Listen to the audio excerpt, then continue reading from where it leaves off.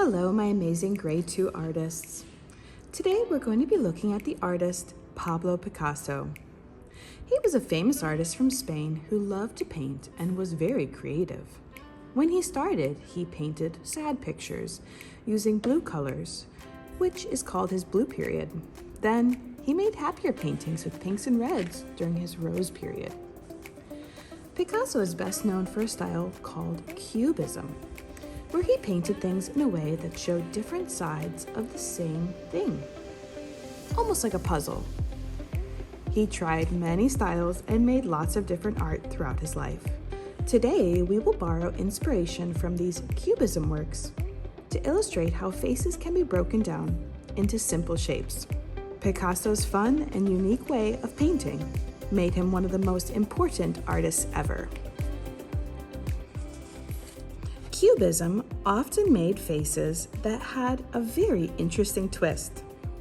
Today, we are going to be using lines, patterns, and some funky colors to make a portrait of a face using that cubistic style. We will be using dual tip permanent markers, crayons, a ruler, and zebra marker today, as well as our A5 paper. Begin with writing your name, class, and number on the back. Then, taking a ruler, we are going to start right away with our zebra marker. We want to draw diagonal lines. So here we have horizontal lines, vertical line, and diagonal goes side to side at an angle. We want to draw about 7 to 10 diagonal lines going in a variety of directions. When you hold your ruler, make sure that you use a wide hand, stretching your fingers from side to side on your ruler and pushing down to allow your zebra marker to press against your ruler, creating a sturdy base to draw a straight line. When you're drawing a line, if you're trying to draw on the opposite side of your ruler, you may encounter some difficulty. So feel free to turn your paper as you're drawing your lines. I have drawn my 7 to 10 diagonal lines. Now I'm ready to add some color. But first, I want to identify shapes that are in the center of my paper.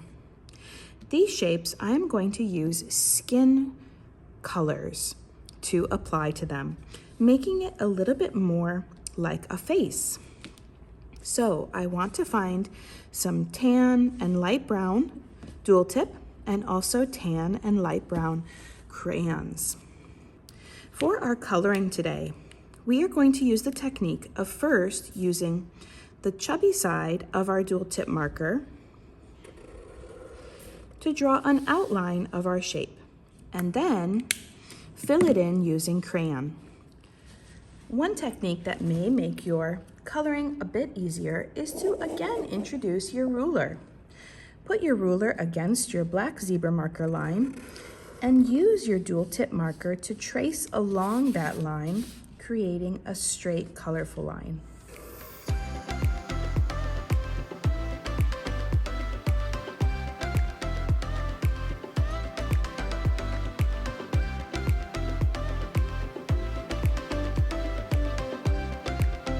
Now that I've transformed the center shapes to look like skin for the face, and maybe even a few shapes that look like they could be hair with some brown and patterns, I'm now going to go ahead and introduce some other fun colors. You can use any other colors for the remainder of the shapes to help them to look a bit like clothes or maybe a background. Let's use that same technique where we are first using our ruler to outline with a dual tip marker and coloring with crayon inside. You may also use your dual tip marker to introduce some patterns into the shape. So for this shape, I may go ahead and color some purple polka dots and then color a purple color on top.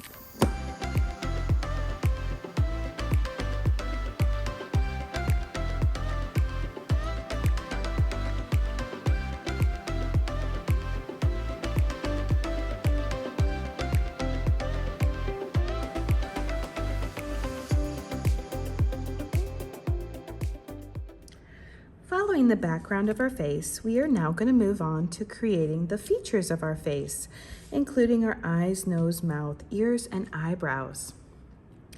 These will be in a very similar style as our artist inspiration, Picasso. You'll be able to find at your table some different samples of eyes, nose, mouth, ears, and nose. And what I'd like you to do is just pick one of all the different parts of your face feature and chunk cut them out. So I've got a nose, lips, ear. I think I'll choose both of these eyes, an eyebrow, and maybe one more eyebrow.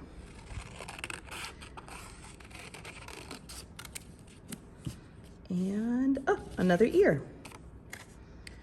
The remainder of the pieces that you don't choose, please just put right back into your basket.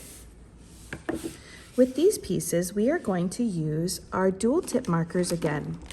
And I will leave it up to you of whether you would like to color them realistic looking colors with different varieties of skin tones and eye color, or if you'd like to be a little bit wild and crazy and use some non-realistic colors like purple and green.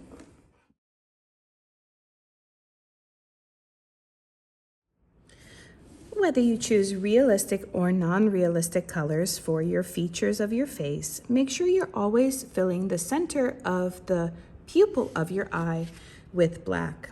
You'll notice for this eyebrow also, I just added a skin color behind the lashes to make it easier for me to cut. Which is our next step, is going ahead and cutting out all of our features. As you're cutting, feel free to go ahead and arrange them directly onto your paper to get an idea of where you'll be placing them.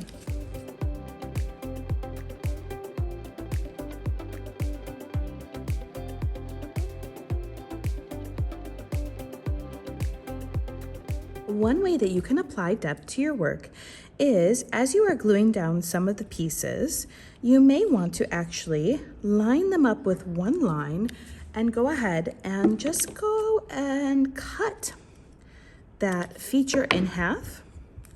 And as you're gluing it down, go ahead and line them up a little bit crooked from each other to enhance the effect of cubism.